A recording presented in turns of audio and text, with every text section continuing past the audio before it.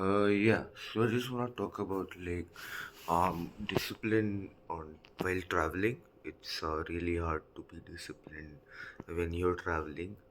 Right now I will try to meditate, but I'm sure I may not be able to do it for the entire duration because someone will come in.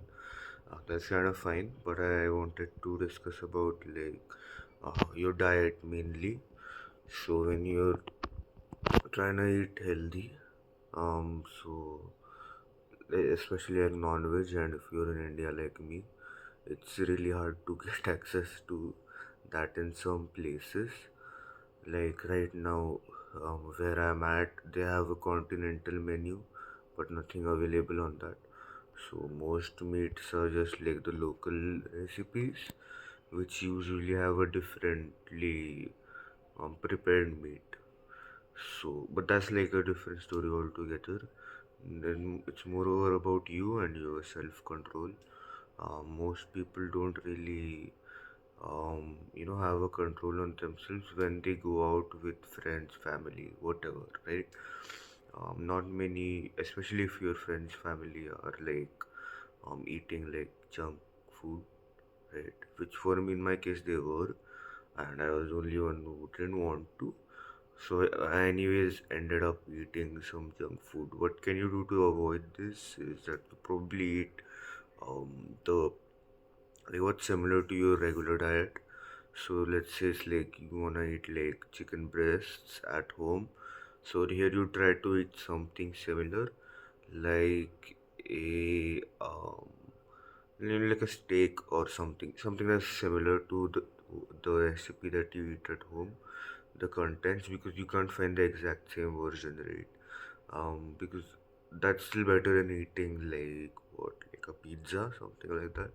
So yesterday I had tried to do the same thing, but I also ended up eating like ice cream, brownie, noodles, and stuff like that. So yeah, I mean that happens when most of the people around you are ordering the same thing and they don't really care, right? What's also something to consider is that wait, what was I gonna say actually? Yeah, the people who you go with kind of that matters a lot too. So if you're gonna go with people who are on the same mission, um, to kind of go somewhere in life, right?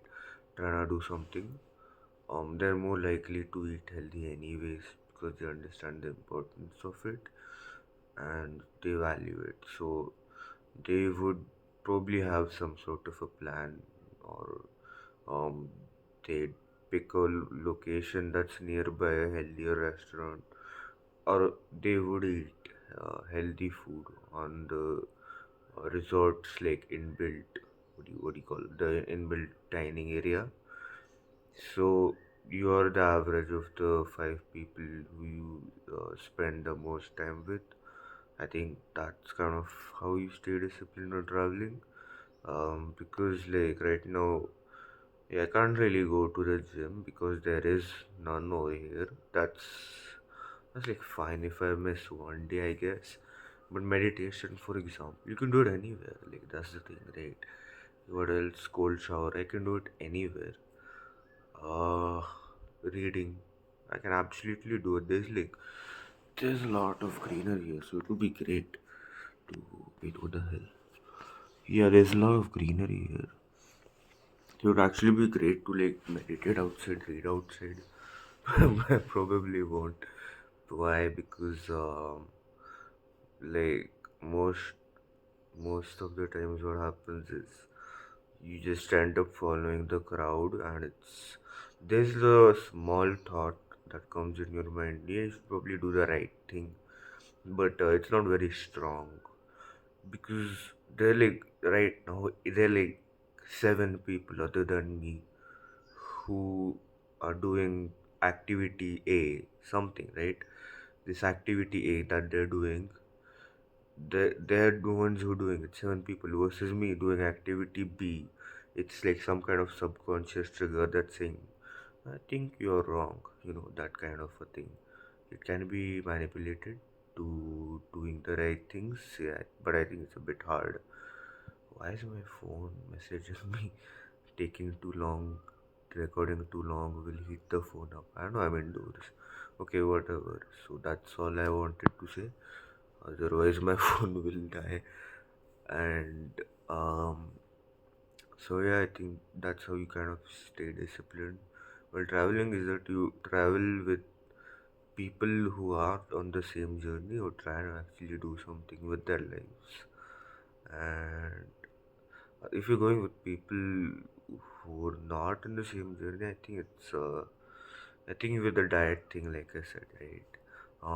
The same thing that you order home, like eat at home, you just order that over there, take the closest you can get, and you have to eat like you have to maintain like whatever other goals you have. Really, you could try to do it over here. It's gonna be a lot harder with people who are not really doing the same thing. They'll kind of persuade you to doing other things. So even if you do the like whatever reading, right? It might not be of like good quality enough as you would be doing that at home. So if you read for like whatever, like 45 minutes at home, it's probably not gonna be here for like that long, and they'll interrupt you in between and whatever, right? Compared to someone who wants to do the exact same thing, why would they interrupt you? Because first of all, they are diverting their own attention from the book, so they wouldn't unless it's related to what they're doing. So I think that's also something to consider. That's like, yeah, that's it. But I think that's still better than not doing anything at all. So if you go out traveling, I think you could like try to be disciplined. Like do what you're supposed to do as much as you can.